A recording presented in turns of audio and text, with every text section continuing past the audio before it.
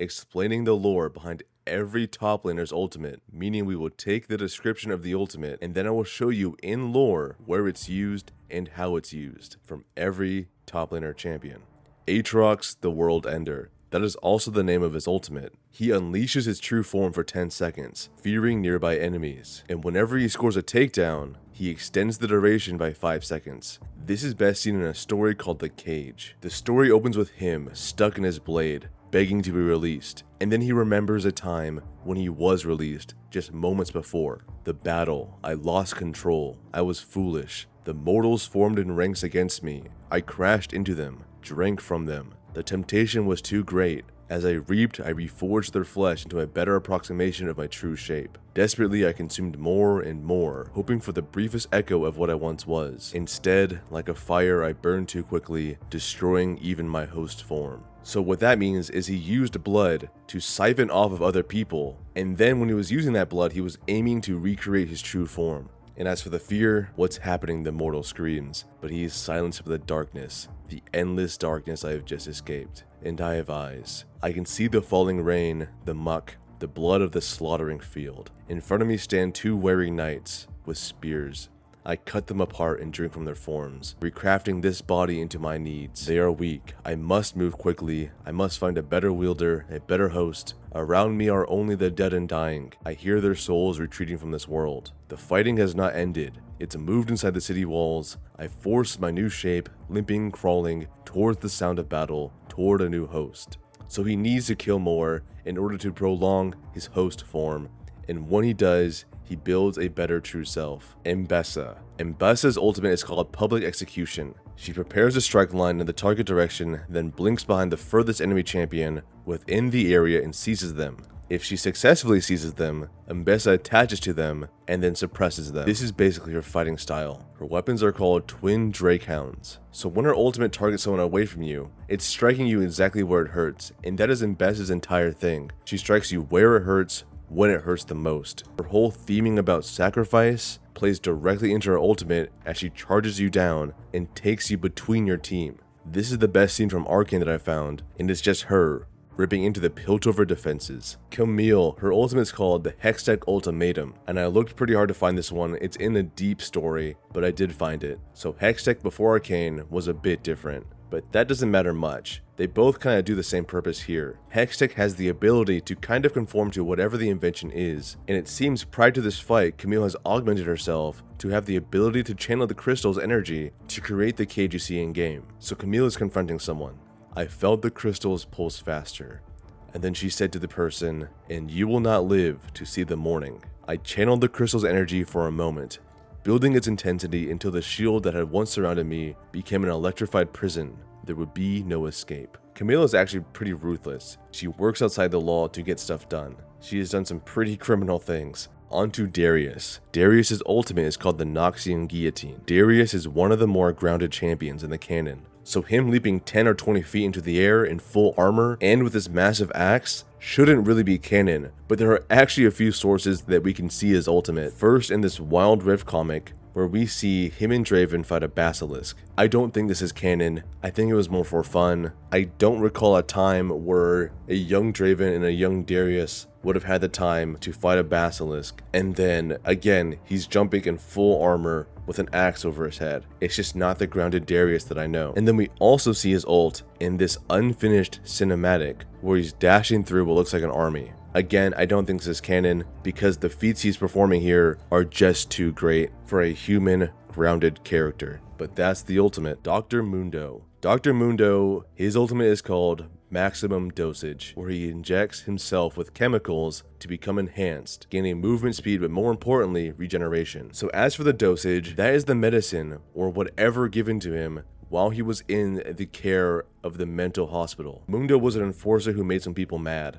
That's why he was in the hospital. As the months went by, the enforcer suffered unspeakable horrors at the hands of his supposed caregivers. Experimental treatments were rendered without concern for the patient's well-being. Nerves were prodded, lobes were severed, and unproven medicines, the dosage, were administered in large quantities. The enforcer began to change, his large frame gaining more muscle by the day. His brain, however, suffered a far worse fate. He lost all memory of his past life. The Enforcer struggled to make sense of a cruel world around him. He looked down at his old restraining jacket. It almost resembled the white coats of the medical professionals that surrounded him. He thought he was a doctor. Later on, we get the regeneration part. Later in the story, Mundo's old boss goes to visit him. The Enforcer, who recalled nothing of his old boss, saw only another patient in desperate need for treatment. The purple thing, Mundo, lumbered towards the Chem Baron, wagging his bone saw in anticipation. The Baron drew his Chemtech pistol and fired. The shot tore through the looming mass in front of him, staggering the monster, but only for a brief moment. The hole in the creature's flesh quickly closed as the new slabs of muscle rapidly regrew over the wound.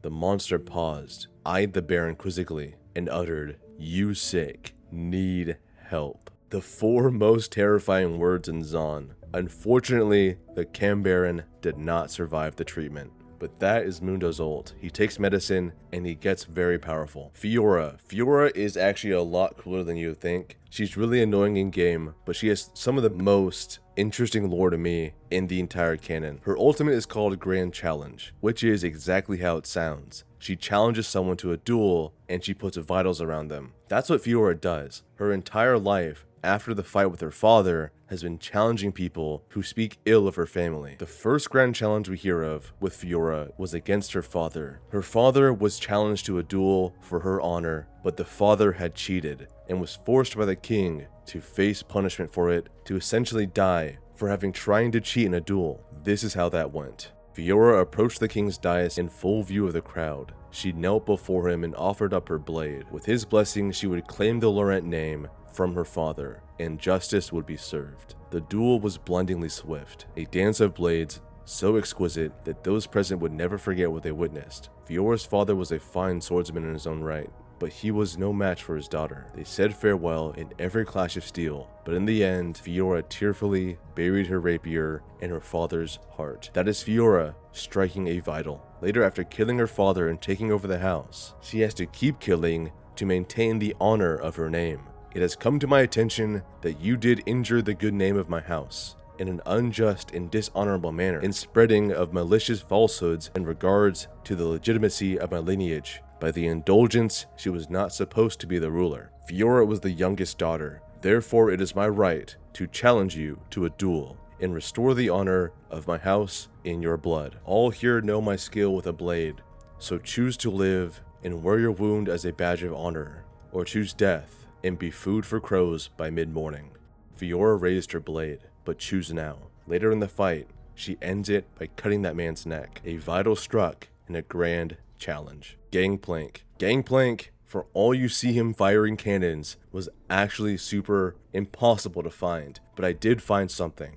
I looked, and I could not find Gangplank firing a cannon or ordering anyone to fire a cannon. But just before he's killed off by misfortune, he doesn't actually die. But just before that, he's executing Graves and Twisted Fate by tying them to a cannon. What is that cannon's name? I'll read it to you. Suddenly, TF and I are yanked to our feet and dragged towards the cannon. Gangplank pats its muzzle like it's a prized hound. The Death's daughter, done well by me, he says. I've been wanting to give her a proper send-off. A heavy chain is dragged forward, and sailors began looping it around the cannon. I see now how this is going to pan out. They're going to throw the cannon over the edge of the ship, and then it's going to drag them down into the ocean. TF and I are shoved back to back, and the same chain is run around our legs and through our manacles. A padlock snaps shut, binding us to the chain. So if you did not know, Gangplank's ult is called Cannon Barrage, but you can buy an upgrade called Death's Daughter that is the name of that cannon. That's the best I got. Garen. Garen's ult is called Demacian Justice, and obviously as Captain Crownguard, he has delivered some justice, but that's not his ultimate. His ultimate is calling down a massive sword from the magic of Kale that is likely within his weapon. The Garen ult is most seen within the Mage Seeker game, but that appearance is not exactly canon. If you look at the fight, he is raining down countless swords and then a massive sword. If this was canon, it would change the entire life of Garen. He would be seen as a magic wielder. So I do have to emphasize, this is likely just for gameplay purposes within the game and is not canon. Garen could not rain down swords in proper canon. We also kind of see it in the Warrior cinematic, when Silas touches Garen's sword and is seen summoning a magic sword after presumably siphoning magic from Garen or his sword. However, this cinematic is also questionable because we see Galio jumping down, who is not believed to be real. Galio has not proven himself to be movable in a long time, and Lux ulting into the air would be a major problem, just like if Garen ulted from the skies. I believe this was meant to be a possible futures part of the cinematic, kind of like Old Man Yasuo. So in the end, I don't think Garen ult is canon, but I do think it might be coming in the future. Gnar. He transforms into Mega Gnar. You've seen Gnar, you know what Gnar looks like when he's ulted. And it is canon. The first place we see it is his trailer, and when he's originally unfrozen, he becomes Mega Gnar to break the ice after many thousands of years. But there's also a story after he breaks the ice, where little Gnar is drawing in the snow when an Elnuk, which is one of these, comes into Gnar's cave and ruins his art. Ragwop.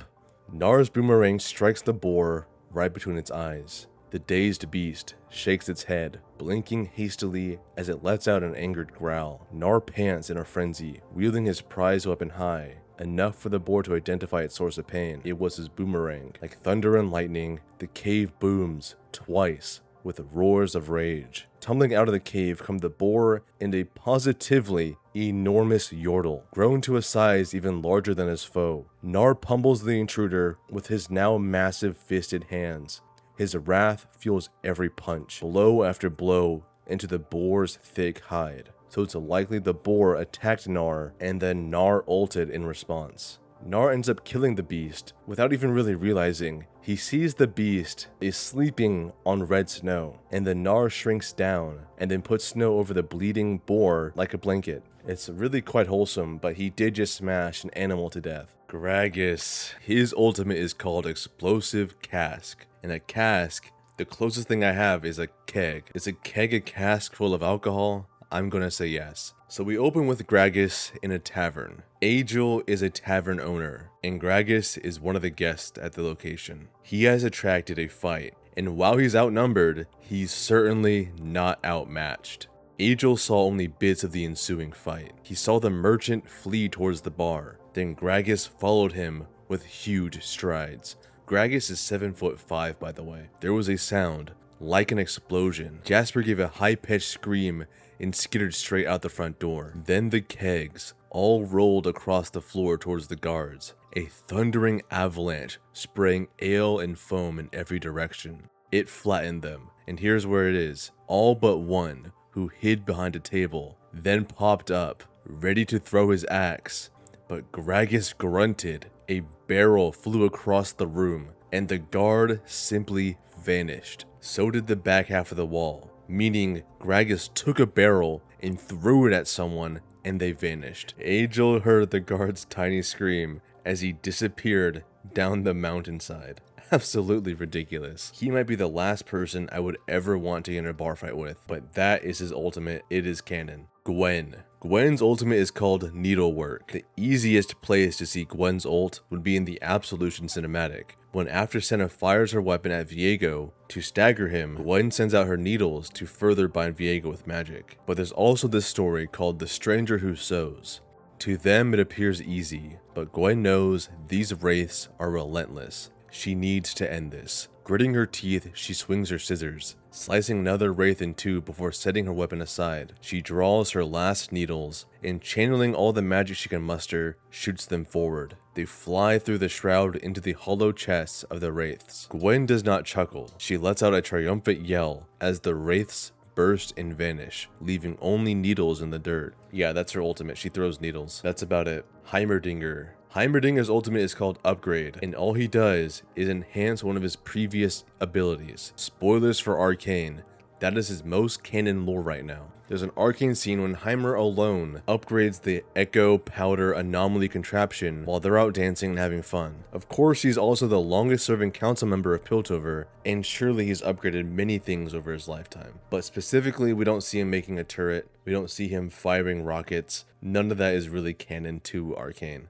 Alawi. Alawi's ultimate is called Leap of Faith. She takes her idol and leaps into the air, and then she slams her idol into the ground, which summons tentacles around her. That is very canon. It's best seen with her release trailer that came out with a mini game. It looked really fun. I think I was on vacation during that because I missed it, even though I was playing the game at the time. But Alawi slams the idol into the ground, and then she forces a test onto a subject, and the subject has to fight for their life or lose their soul to Nagakaboros, the god of motion. There's also a fight where Alawi is going to the Shadow Isles to visit Yorick, and she has to fight through wraiths and monsters of the Shadow Isles. She lifted her idol into the air and slammed it down into the mud. The sailors staggered, but the wraiths flew back, repelled by the idol's blazing green glow. You have to understand that the idol is spirit magic, and the wraiths are spirit magic, so like magic can damage each other. That's why the idol is able to damage these ghouls. Palengi, which means people that aren't from the island, always asked her, "Where do the tentacles come from?"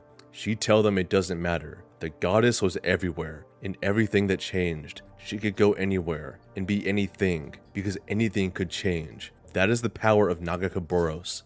A wraith, for example, could change into many tiny pieces of wraith. A protective wall of tentacles erupted from the ground and began transforming wraiths into sawdust. Alawi helped. Bushes and trees splintered. When the ghouls nearest to them had fallen to pieces, Alawi hefted her idol onto her shoulder and the tentacles faded away. She can summon and desummon these tentacles at will, it seems. But that's Alawi's ult. She slams her idol into the ground and summons tentacles around her.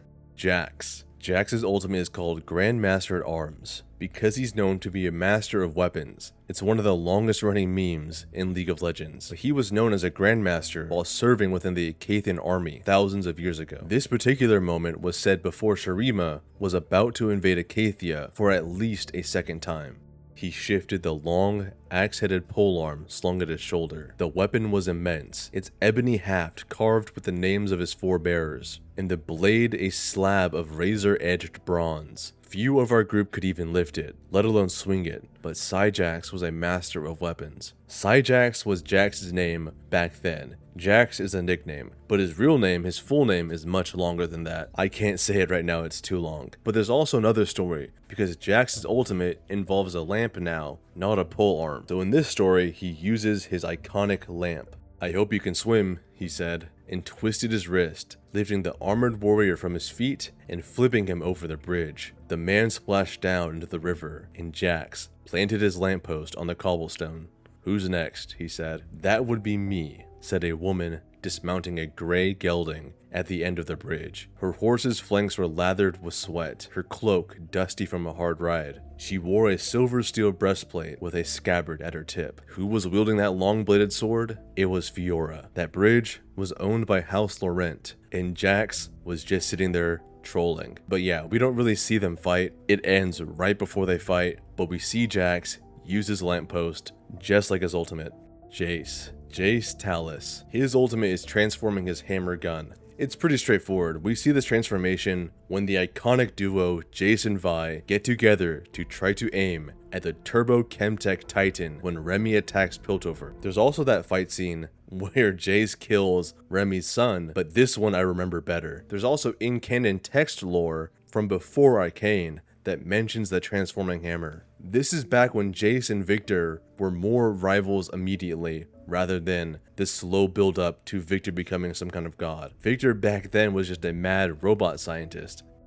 Jace knew what Victor was planning. He would only resort to these measures if he were close to completion. Even though he didn't know what Victor's glorious evolution consisted of, it probably didn't have a lot of respect for the free will of others. Without wasting a second, Jace retrieved the suspended shard and installed it into his massive transforming hammer. That shard was a Hextech shard. Cassante. Cassante's ability is all out. It's massive. This screenshot is massive. But essentially, Cassante roots the target enemy, breaks his Antofos, and becomes a more attack version of himself. More DPS rather than tank. This is best seen in Cassante's release cinematic. After taking and blocking a blow from the great beast he's fighting, one of Cassante's Antofos is broken towards the tip, and as he rises to face the monster again, he breaks the edge of the other one, so he has two broken Antofos like his ult, as he engages the beast again. Pretty cool stuff. That's an underrated cinematic. Kale. Kale's ultimate is called Divine Judgment. This story takes place way back when Demacia was young. Kale was still the judgment-focused individual you know her as today, but we flash back to the original fracture between the sisters that caused Morgana and Kale to grow apart for hundreds of years, and to this day. To the dismay of her followers, Kale allowed Morgana to rehabilitate wrongdoers, who appeared humble enough to admit their guilt. Kale was allowing Morgana to forgive and give mercy to other people, to people that were guilty. And some of Kale's followers didn't really like that. Kale's protege, Ronas, was the most disapproving of all. He swore to do what Kale would not, and attempted to imprison Morgana. This is a mortal, normal person, follower of Kale, that was going up to Morgana to arrest her. When Kale returned, she found the people rioting, and her follower, Ronas, dead. Consumed by rage, she looked down upon the city and summoned her divine fire to cleanse the city of its sins. That's her ultimate. From that moment, Kale and Morgana fight, and their fight causes a lot of destruction. And in that destruction, they sadly kill their mortal father on accident. And as Morgana is holding their dying father, Kale looks at the two with what has to be a sense of guilt or a sense of remorse. But those are human emotions, and those human emotions are what got her here in the first place. So from that very moment, after watching her father die, she flies off to Mount Targon to do her best to remove all that human emotion. Anyway, that's Kale's story, and that was her ultimate in canon. Kennen, Master Kennen of the Kinku Order. Kennen was kind of done criminally in the most recent Xin Zhao storyline. It's so funny because him and Shen are some of the most knowledgeable and powerful people in terms of influence and raw power in Ionia, and those two were somehow and systematically taken out of a storyline that had the chance of releasing Darkin into the world again. Kennen was more of a mentor type figure and had the excuse that he had to stay outside to open the portal. That kind of makes sense. But Shen was God knows where in the entire storyline. I think canonically at this time he was off hunting Jin, but I don't think that's confirmed. Either way, in this storyline, Kennen does not show any abilities other than talking and opening a portal, which is not in his League of Legends kit. Anyway, here's a quote from a story. The small Yordle waltzed between the clumsy humans, easily evading all attacks. He clicked his clawed fingers, and arcs of electricity rippled out, dropping his attackers in one ferocious burst. So that's his ultimate, but you can also see his ult in the Awaken cinematic, but that is not canon. What that is showing is the second Noxian invasion of Ionia, where Sion is fighting Aurelia, Akali, Yasuo, Kennen, and Karma, but this is not canon. This is a possible future, like again, Old Man Yasuo. This is not canon, but we do see him use his ult in a cinematic. Kled. Kled's ultimate is called Charge, and he does just that. He charges down lane with his Mount Scarl towards the target location. This is very canon. He says the line itself. I'll read you a story. You and your pony best be moving on while you can. You see, humans see Kled as an old man on a pony. Hilarious. I forget sometimes humans don't see us like we see them. It's the last straw though. These people have been trying to get Kled off his land. That was never going to go well, but now they're insulting him. The next line is, "Charge," I scream, and snap the reins. The Dracolopes kicks off, and we rush them. The humans let loose a first volley, but Scarl raises her ears like giant bronze fans. They shield us as the crossbow bolts ricochet off her impenetrable flesh. She roars, happily, as we dive through their camp at the leader in the red hat. My axe swings. I turn two of the humans into confetti. The guy in the red hat is quick. He ducks under my blade as we pass by. Another volley of crossbows hit us. Scarl screams in fear. She's unkillable and immortal, but easily spooked. The problem with magical beasties is that they don't make sense. I yank the reins and we ride back to the middle of the humans. I easily kill the rest of his men, but the red hat guy is a tough one. My blade slams into him, but the blow clings dully against his breastplate. That should give him something to think about anyway. That's when the ballista fires. The bolt is longer than a wagon.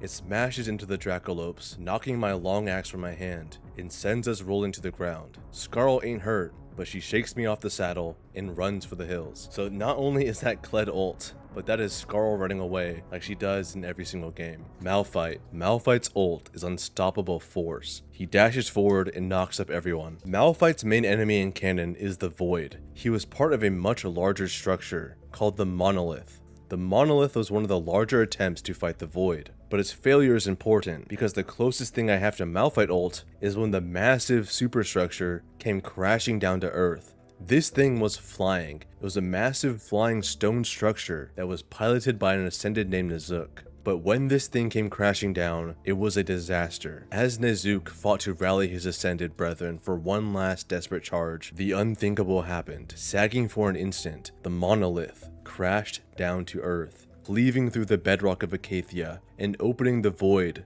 beneath the skies. The flying structure crashed down to Earth and caused a crater. That is all I have for Malphite ult. The only thing kind of close is thousands of years later when Malphite is talking to a miner, like the coal kind, about the void he has trapped within him. Malphite is infected with the void, and he keeps these void creatures within him so he can crush them. But he's a protector still. He still wants to protect the world from the void, and he does it the best he can, even though he's just a small piece of what the monolith once was. He's the last shard of the monolith. If Malphite is a shard, just imagine how big the monolith was. Crazy stuff. Mordekaiser. His ultimate is called Realm of Death, but in canon it's called the Death Realm, or the Grey Realm as it's often called. That would be the ult environment, and it's one he built himself through sheer will. The bricks and other environment of the Grey Realm were built with souls he harvested from his lifetime of conquering. So all that you see in his gameplay ult environment is that Grey Realm that he built after he first died. The problem is that in canon, in order for Mordekaiser to truly send a soul to his realm, it seems he has to first kill them as he normally would, and then send your soul to the realm. So in lore, you would be already killed in the fields of Noxus, or in the fields of Demacia, or in the Valoran plains, and then sent to Brazil, to likely be turned into a brick to build his realm of death. Or if you were a good enough soldier, you would become a lieutenant in his armies as he prepares to take over the world again with his new undead ghoul army. Let me read the story quote.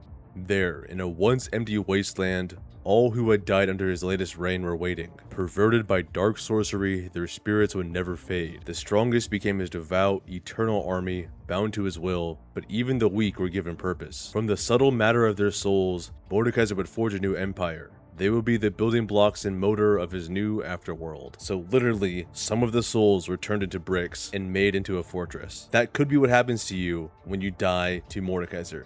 Nasus, Fury of the Sands, is his ultimate, where he grows larger, has a ring of damage around him, and he gets bonus armor, bonus health, and bonus magic resistance. He basically just scales in size.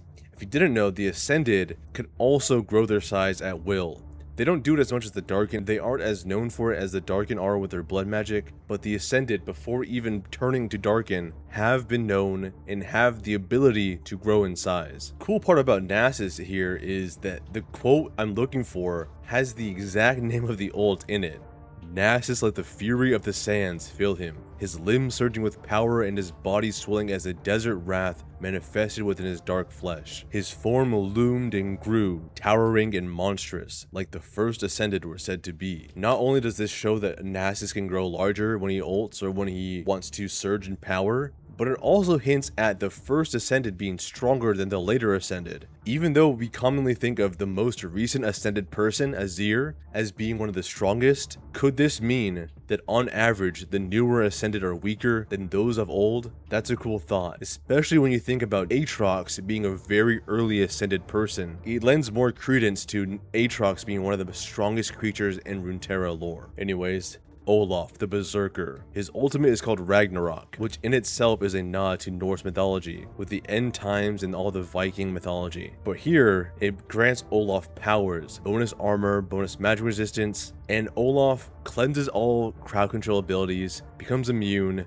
and gains attack damage in size. So while he doesn't gain size in the lore, Olaf is actually a pretty large person. He's joked about as having a mother who's half giant. Sejuani, while on top of her boar, says that he is eye to eye with her, making Olaf possibly 8 feet tall, as he is one of the largest Freljordians Sejuani has ever seen. And speaking of Sejuani, this is where we see the best representation of his ultimate, where he is just slicing and dicing through people to get to his goal, seemingly unstoppable and seemingly empowered by a bloodlust.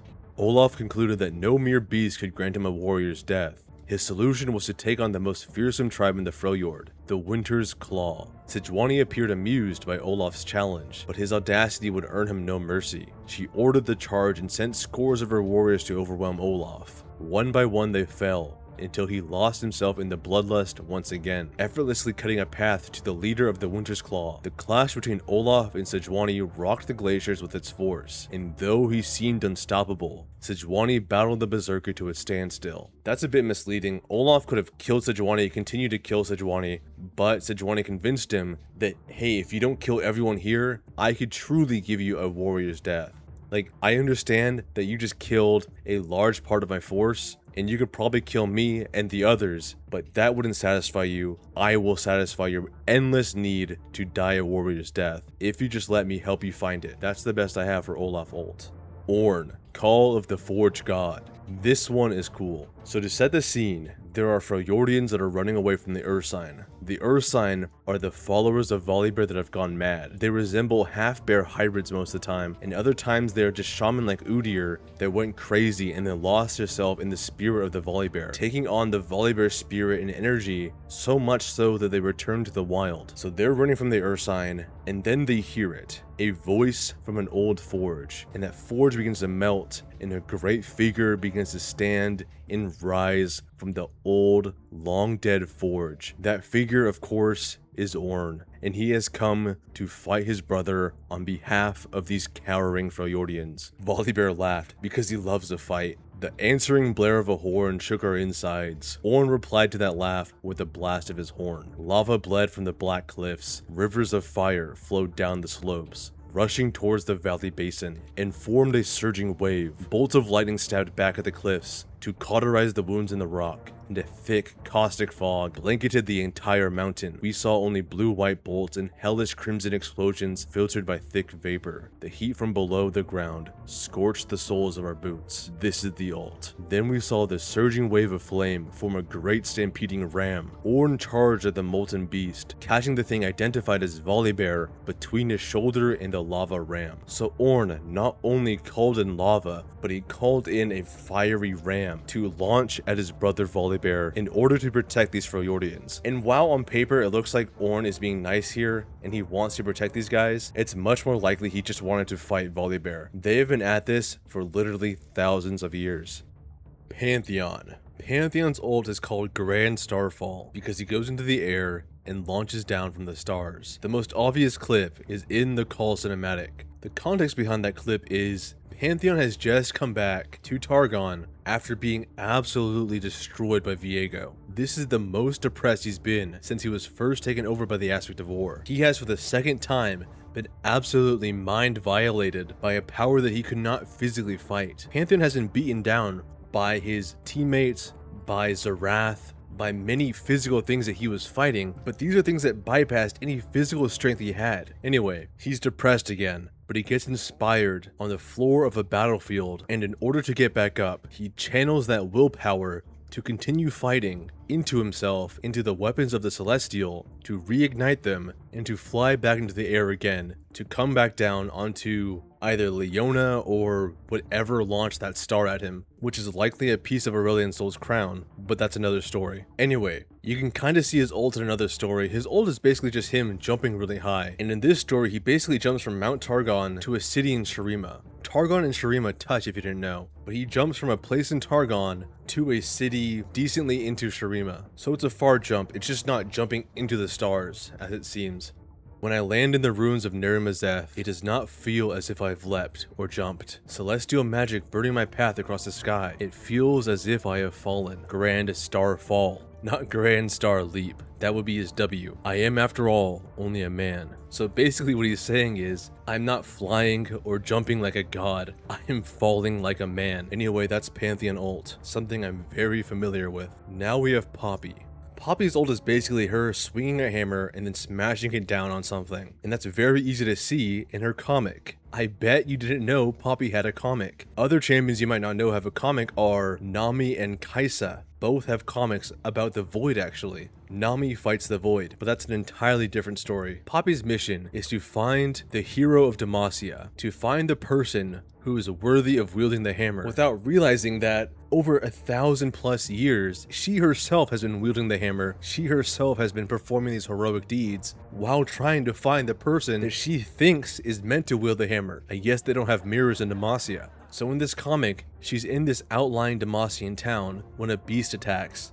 She thinks she sees this blonde hero and throws him the hammer. But he's not ready for the hammer. He doesn't know how to wield the hammer. So when he strikes with the hammer, he ultimately fails and he dies. So Poppy, being the only one left, winds up her hammer, as she does in game, and swings at the leg of the beast, and it goes straight through, crippling it. And then Poppy finishes it off, and that is just Poppy being the hero she's been looking for 1,000+ years. Poppy was also in a Ruination cinematic, but I'll let you decide if that's her ulting or if that's her just being Poppy.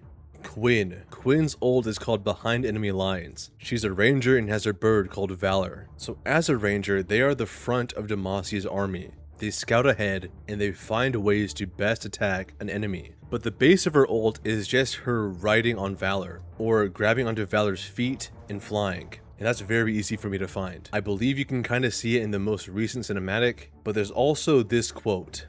Quinn soared through the air, borne aloft by Valor, her bird. The eagle's blade-like talons were latched tightly around her shoulders, and she squinted against the biting wind as they sailed across the trees. Take us to the north, Quinn shouted as they approached the spire. She leaned her weight in that direction, and Valor listened, angling their descent. So that's Quinn getting lifted by Valor and directing Valor to wherever they want to go, which could very well be behind enemy lines. I couldn't really find the second part of her ult, Sky Strike, where she comes down and releases a bunch of arrows, but I'm sure it's there somewhere. It is just her landing and shooting someone. Renekton. We did his brother earlier, and it's to no one's surprise that Renekton has the same sun god abilities that his brother Nasus has. The biggest difference between Nasus and Renekton is that Renekton was locked in a cage with Zerath for many, many years. Speaking of his brother, we get this quote from when Renekton was released and has been wandering the desert looking for his brother. He wanders into a town, mumbling about Nasus. Where's Nasus? And someone doesn't like that. So this someone approaches what appears to be a crippled, hunched over individual. Someone that looks weak. Someone that this person could challenge. But that's just not the case. And after they fight, this person soon realizes that this hooded individual is not what they seem to be. That even after cutting off their arm, even after stabbing their heart, this thing is still fighting. All you had to do was tell me where my brother was, he said. But now it's too late. Imagine it sound like an angry crocodile. Too late for what, he said, ripping his blade clear and stepping away. That blade was in Renekton's heart, by the way. Too late for you to live, said Renekton. A pale emerald glow built around the god, running through his flesh in forking lines of searing light. The sand lifted from the battle circle, surrounding Renekton in spinning loops of dust as he rose to his full height. This was not the hunched figure who entered the city, and they saw the true face of an ancient god as his form swelled with long-forgotten magic, his dimensions stretching with power harnessed from the sun itself, his wounds sealed, his skin reforming without scar, and pulsing with a radiant vitality. The blood spilling from his torn scales turned from black to vivid red before lifting from his body in floating ruby droplets, his clawed hand twisting on a thread, refused to knitting bone as the gold and bronze of his torn armor flowed like wax to renew itself and again regain its luster. The armor reformed onto Renekton alongside anything that has been cut off or anything that has been damaged. That is Renekton rebuilding himself with a regen, and you even see the dust circle that you see in game. That is his ult. That is Dominus. Riven, Blade of the Exile. Riven got this blade from the Black Rose, but obviously LeBlanc didn't give it to her. It was given from LeBlanc to the former leader of the Noxus, Borum Darkwill, and then given to Riven, because she was a famed and proud warrior of Noxus at the time. And in this quote, we see Riven using that blade almost exactly like you see in game. The bandits rushed at Riven, yelling incoherently, but she took a single step forward and blew them back with a burst of energy from her blade. They dropped their weapons, then scrambled to find them in the dark. Riven could have cut them all down, but she didn't. Instead, she raised her sword, which began to glow an eerie green. The magic from the weapon blasted outward and repelled one of the bandits as soon as it touched him. He fell to the ground in a catatonic daze. That is her sword glowing, and then the projectile slash portion of the ult. Rumble ult is called the Equalizer, and that's kind of poetic because there's a sense in Rumble lore that he needs to even the playing field with him being a small Yordle and all, and maybe with him feeling inadequate when it comes to his efforts to court Tristana into dating him. But anyway, this story mirrors that pretty well. Rumble essentially is getting bullied in the Shuriman trash story. That's what's happening here in this story. I said to him, "This is going to be bumpy." Then everything shook, and the air was full of rockets. The bullies got as far as the archway over the plaza's exit, when boom, boom, boom, the rockets slammed into the ground, flaming and zapping anything nearby, barring their escape. So there they were, stuck between the Equalizer's wall of fire and Runeterra's finest mechanized pilot. I was about to demand that apology when my friend climbed down, rolled up to him, and asked, "Why are you so mean?" So, like most Yordle stories, it's complete nonsense. No one acts like they're adults, or Rumble is certainly not acting like he's centuries old. But yeah, that's Rumble ulting behind a line of people to demand they apologize for bullying him. None of it makes sense, but it's Yordles. Set. Obviously, Set is going to pile drive someone. He's going to lift someone up and smack him down. That is exactly what Set does. But his ultimate is called the Showstopper. The move you do to end the fight. And that's exactly what he does in this story. I can't have an arena full of people thinking I'm not the boss. So I pick the guy up by the throat and I slam him as hard as I can, smashing his greedy fat head deep into the floor. He twitches for a second, then stops. He killed someone. The crowd eats it up. So he kills someone, clearly the end of the fight, and that is him lifting someone up and smashing them down. I didn't really find an example of him jumping up into the air with someone, but this is pretty close. Shen, stand united. Shen channels himself, then teleports to an ally to shield them and also brings his spirit blade with him. What's actually happening with Shen here is he's traveling through the spirit realm to get to another location. It's kind of like in Minecraft when you travel through the nether and the distance you travel in the nether is multiplied by 8 or something, and you're further away in the overworld than you would expect. It's not 1-to-1. That's how Shen moves so fast through teleportation. Also, time in the spirit realm works differently, so that could also factor into how he closes distances so fast. Anyways, here's the lore example. Suddenly, a distressing sound stayed his hand. It was a shrill, ghastly cry, emanating from the very air itself. It sounded familiar, but before Shen could identify the noise, he heard it again, and again, and again, culminating in a chorus of blood-curdling shrieks. These were the cries of dying spirits.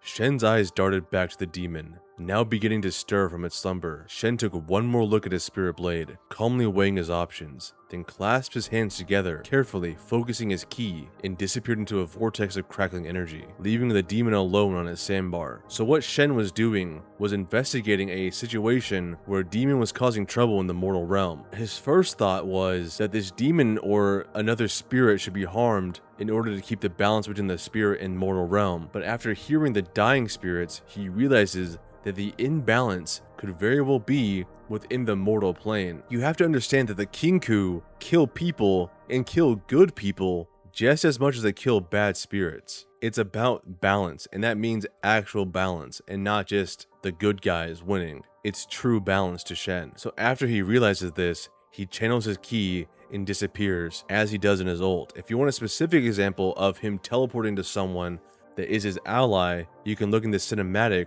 where he teleports right behind Akali as she's learning a lesson of course, balance. Shen is teaching her a lesson about, in order to restore balance, you have to bring back what's lost. And in order to show her what's really happening in the spirit realm, Shen opens her eyes to what the spirit realm looks like, to like a sort of spirit vision. Anyways, he does teleport right behind her, and also in the Zed comic, he teleports all the time, specifically to outmaneuver Jhin. But that's not him really teleporting to an ally. There's not really a shield that comes with it, but that's Shen. Singed. Singed is hard because a lot of his lore is outdated, but he's very well explored in Arcane. But in Arcane, you don't really see him fighting. He's more of like a behind-the-scenes scientist that builds these monstrosities to get people to fight for him. And how he builds these monstrosities is through injecting them with potions, which is exactly what his ult is called. It's called the Insanity Potion. This is Shimmer. That is just what Shimmer is. A potion of insanity that empowers you, like his ult does. So early in the season, one of the very first Shimmer creatures we see, maybe the very first, is Deckard, the former henchman of Silco, who becomes a hulking creature that rivals Vander himself. And then of course,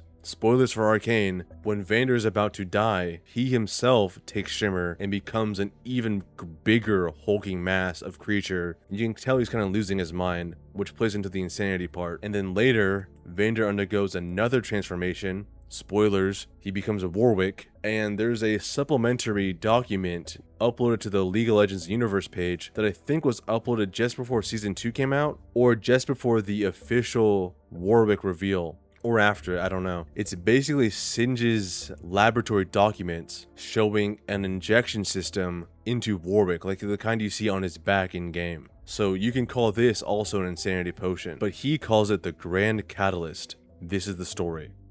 Found subject despondent and shrinking at the slightest gesture. He struggled against his bonds as the delivery chamber filled with a transmutative formula inactivated. A transmutative formula basically is a transformation formula to change him into something else. To change a man into a wolf Warwick man. The mechanism primed the alchemicals, then initiated the next stage. The effects were instantaneous. The subject convulsed as his blood vessels constricted against those first drops. The plunger pushed the mixer through the obstruction, and the subject thrashed violently, nearly topping the surgical table. As hypothesized, pain proved the catalyst of change. It released the flood of chemistry required to transmute the subject's base anatomy. Basically saying Vander feeling pain, combined with this chemicals he's putting within him, allowed for the transformation to occur. A snapping of bone and sinew followed, reshaping the skeletal frame. Then a jagged shard ripped through the subject's wrist. He wrenched at the bindings, pulling until the joint cracked sharply, and his severed hand fell to the floor. There was a piercing wail, and his entire body seized before the suffering of a full collapse. The transmutation had failed. I staunched the wound and stabilized the body. Perhaps I overestimated the subject's tolerance for pain.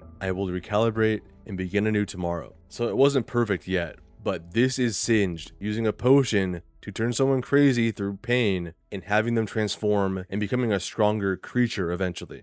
Sion. Sion is one of the more visual ultimates because for some reason I can point to 3 different cinematics where he's charging, but a lot of them are Wild Rift cinematics, and the most prominent one, being the Awaken cinematic, is not really canon. It's more of a future possible event that we call Ionia Invasion 2, but because you see Irelia and Karma and all these other champions like Yasuo teaming up to fight this one battle, it's just completely not believable to the lore. Like for one, I don't think Kennen would be there. Kennen is more a behind the scenes assassin ninja type character, and for him to be in the front lines just ulting right next to Irelia just does not add up. Anyways, Sion's ult is called Unstoppable Onslaught, but you know it as him just screaming charge. And we have that exact moment in a piece of textual lore. Who gave the order to halt? The underlings don't answer. No familiar faces. If I do not remember their faces, neither will history. The cage is opened. Finally. No more waiting. We charge. That is Sion calling for an ult. Slings and arrows, the weapons of children. Their walls will not save them. I can taste their fear. They shrink at every blow as the barricades splinter. Noxian drums, Demacian screams. Glory is hot blood on your hands.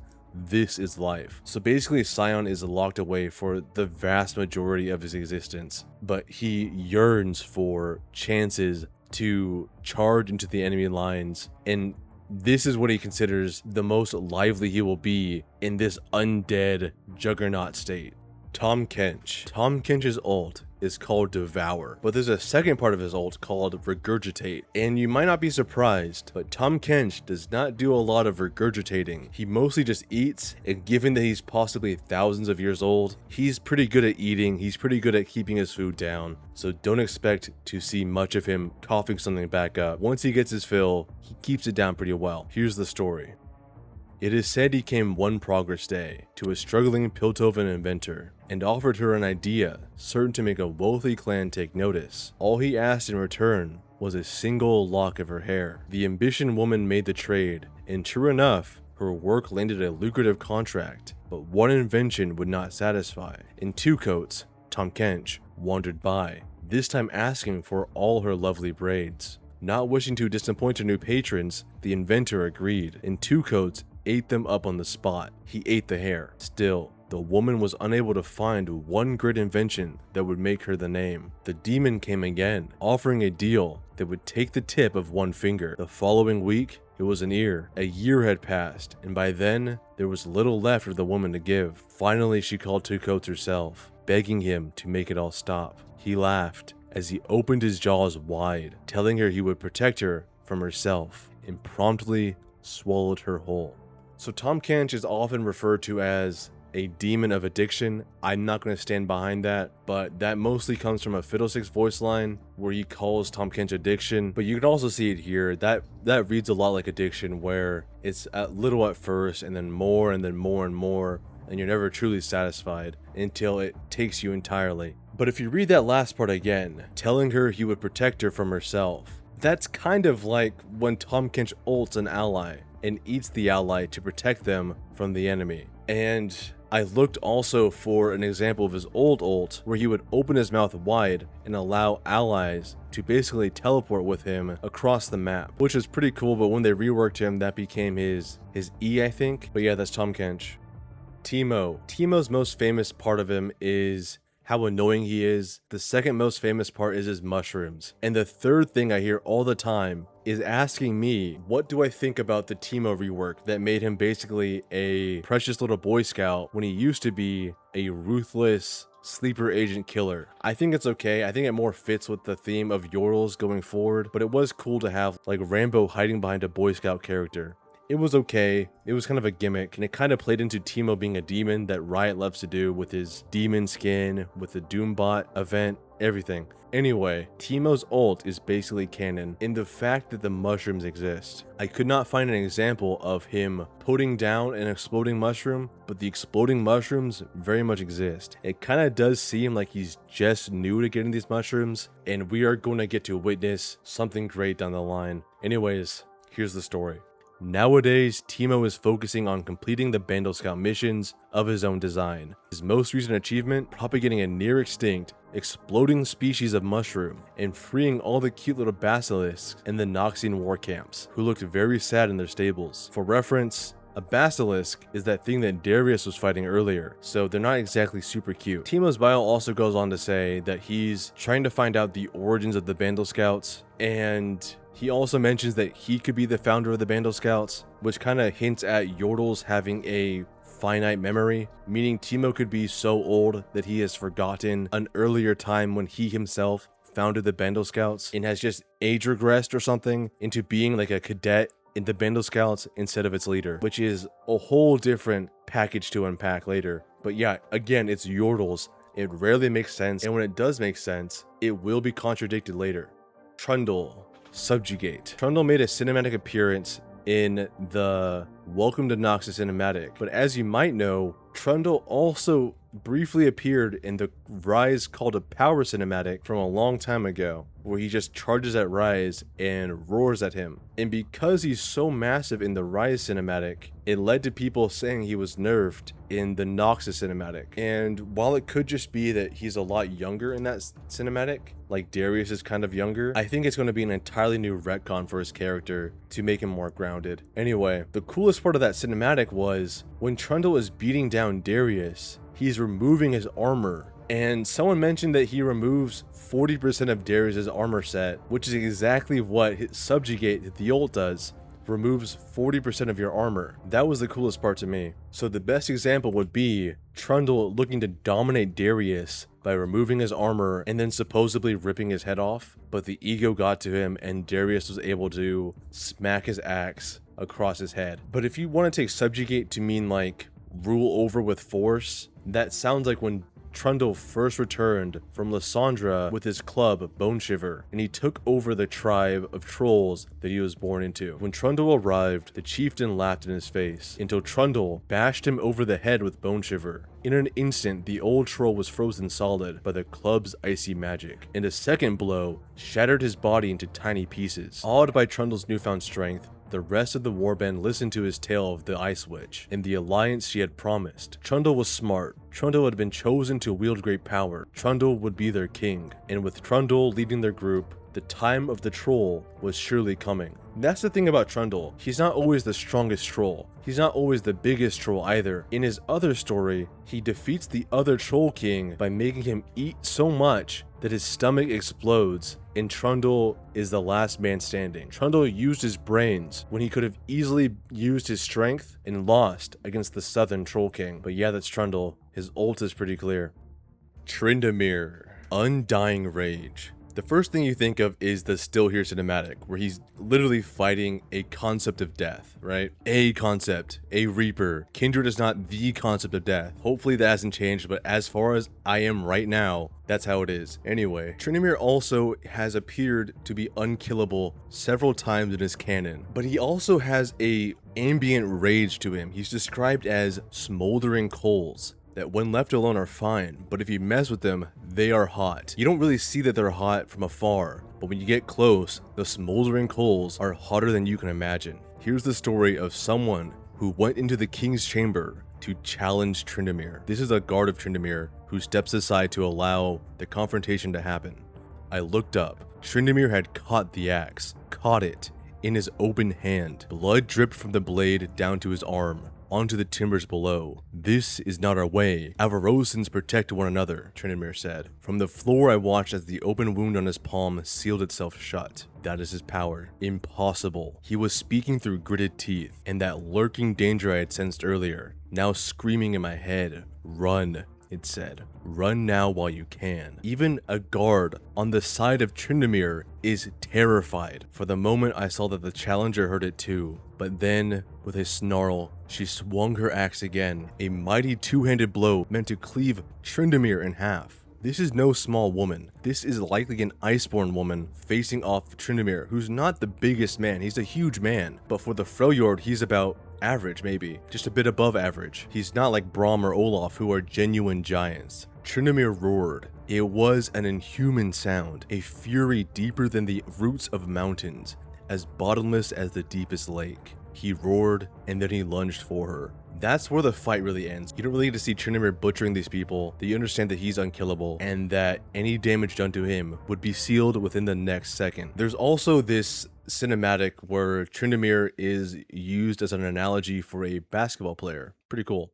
Urgot, fear beyond death. If I was to face Urgot, whatever he would do to me would be a fear beyond death. I would probably end it myself, because he is absolutely terrifying, despite the fact he's been packed up twice by Vi and Caitlyn in the previous canon. Anyway, his ult doesn't really appear in text stories. His stories usually revolve around him gathering his group called the Sons of who are looking to revolutionize Zaun. But the good news is, his ult is super visual and appears in both the Warrior cinematic and the short cinematic focused on Urgot and the Sons of where someone truly gets to experience fear beyond death. I do not envy this man. Volibear. Volibear's ult is called Stormbringer, and what it does is he leaps into the air, gathering the storm, and disables a turret or a structure if he hits one. So we don't see many turrets in canon, obviously, but I was able to find something pretty close. And of course, finding Volibear gathering a storm is really not hard at all. Finding him leaping, it's okay, he does it a lot.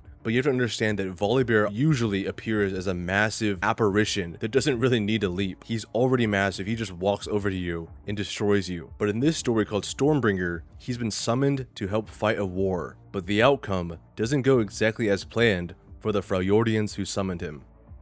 Two armies were engaged upon the blood-soaked plain below. The dead and dying were strewn across the snow. One of the forces was vastly outnumbered. They were fighting a losing battle. The Great Bear snorted. Something smelled wrong about the larger of the forces. Its humans were clad in black iron and fought beneath a red banner. He growled as he realized that they were not from the Freljord, but weaklings from a land where snow no longer held sway. He bared his teeth and lightning flashed. It struck in the midst of battle with a deafening crash, sending charred corpses from both sides flying. He's the god of the wild, he's the god of savagery. It's expected that if you summon him, you are just as likely to get hurt. Vol here, they chanted. The Volibear focused his fury, reddened gazed on the one who shouted his name.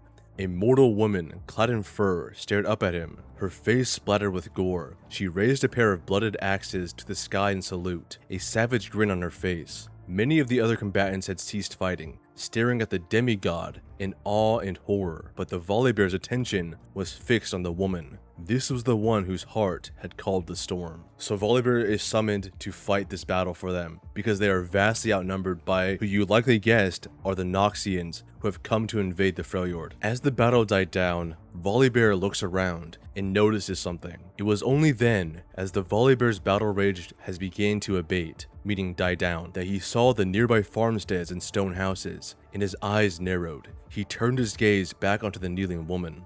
He loomed over her, easily 4 times her height. He chooses to be this tall. He could be larger easily, but growing ever larger as his anger returned. His almighty form had crisscrossed with old scars and new battle wounds, all marks he bore proudly. His massive claws dripped with gore. The urge to rip and rend remained strong. You have to understand that Volibear's number one enemy is not Noxians, it's not really even Lysandra, it's the modernization of the Freljord. He is the god of the wild, so seeing farmsteads and people building houses when they should be fighting the elements absolutely triggers him. Maybe even more so than watching Freljordians lose to Noxians. But this is what truly angered Volibear above all else. His gaze settled on something further along the valley. A dangerous growl rose deep within him. The woman took a step back, suddenly wary. What had she summoned? What is this? Volibear bellowed, the air tingling with electricity as his anger grew. The woman glanced over her shoulder, confused and uneasy.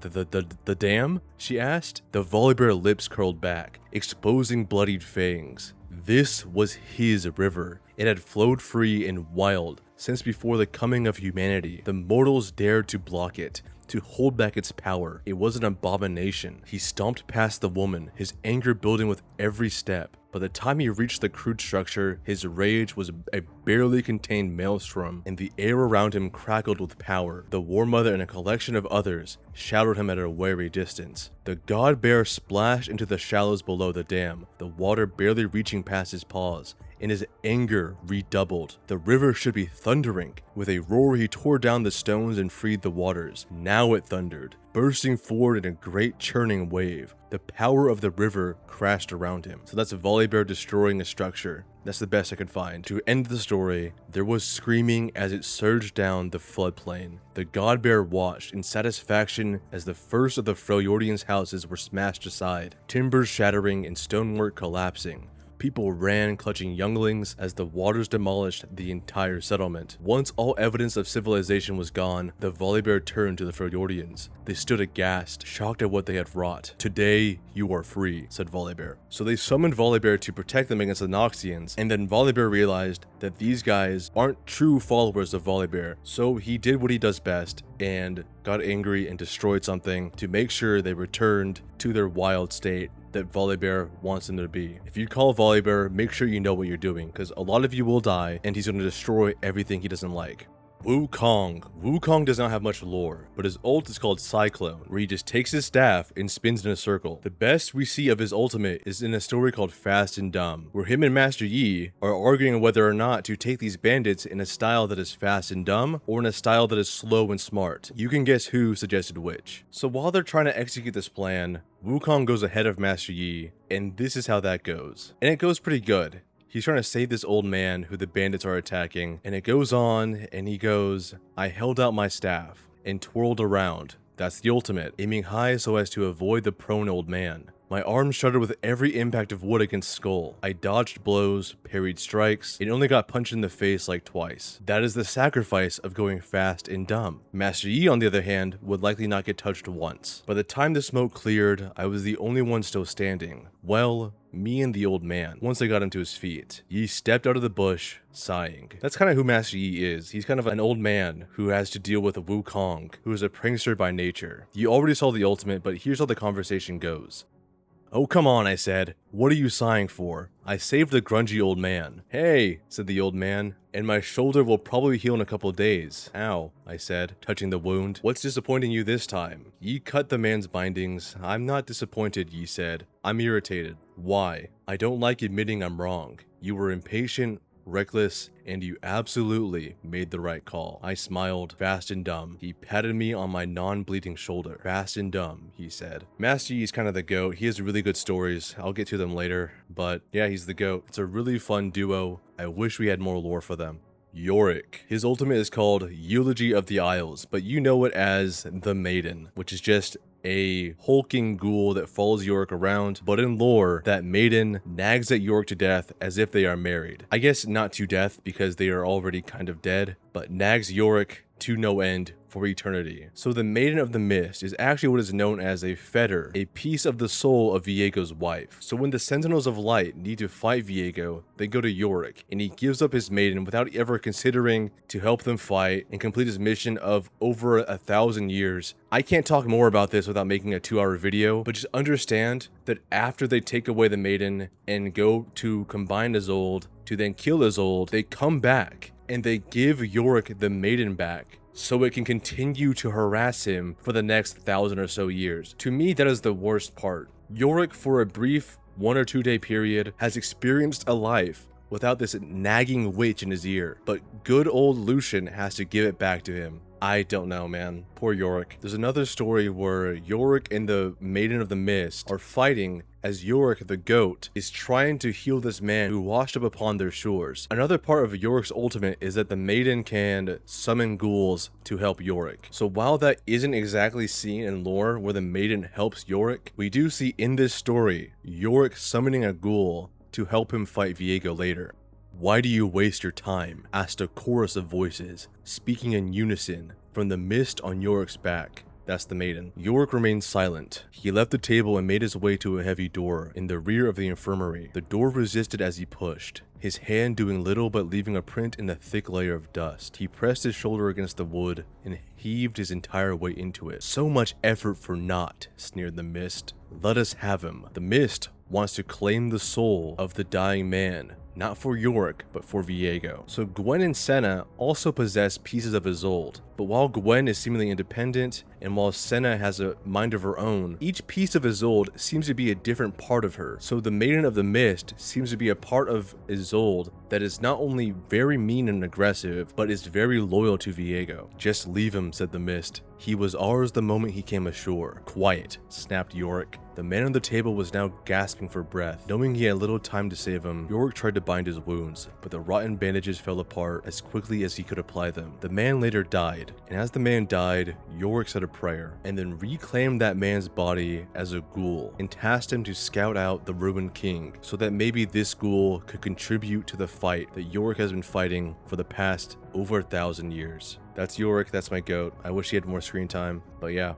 Zahen, our last champion, and the most recent champion in the game, I believe, besides the Shyvana rework. His ultimate is called Grim Deliverance. To me, I love this ultimate because it reminds me of the Deliver Us song from the Prince of Egypt movie, and Zahen being partially a desert-themed champion. I love that a lot. Anyways, the Zahen we know in game is already in his Darkened Host form, as Xin Zhao gave up his life to defeat Atakan. So the best example of his ult is the very first moment that Zahen gets his first host and blasts away Atakan with a single strike of his glaive. Zahen's ult in game is basically him rising into the air and slashing down his glaive. That's kind of what he does. He's floating in the air, and then with a single swipe, he kills Atakan. The leaping part of his fighting style was seen before he was corrupted and before he was sealed away. You can see it in one of the comics, where he dashes into the air and slices Pra, who was a Darken, in half. This is when he first arrives to Ionia, and then he later goes on to defeat Rost, Varus, and then Zolani as well, and potentially other Darken. We don't really get a confirmation whether or not these were the only 4 Darken in Ionia, but these are the ones that we already knew by name, so of course they would be shown in the comics. Zahen could have a 4 Darken kill count, or he can have far more. We just don't really know. The 4 that he did kill or seal away are some of the most notorious ones, so he kind of is the GOAT. That was 44 champions in their ultimates. I did not expect this video to get over an hour, but I will gladly do the other 4 lanes if that is something you're you're interested in, just let me know. If I missed someone, let me know. If I got something wrong besides Gnar, let me know. I don't think I did, because it's mostly just reading. Either way, there are more videos to watch. Stick around.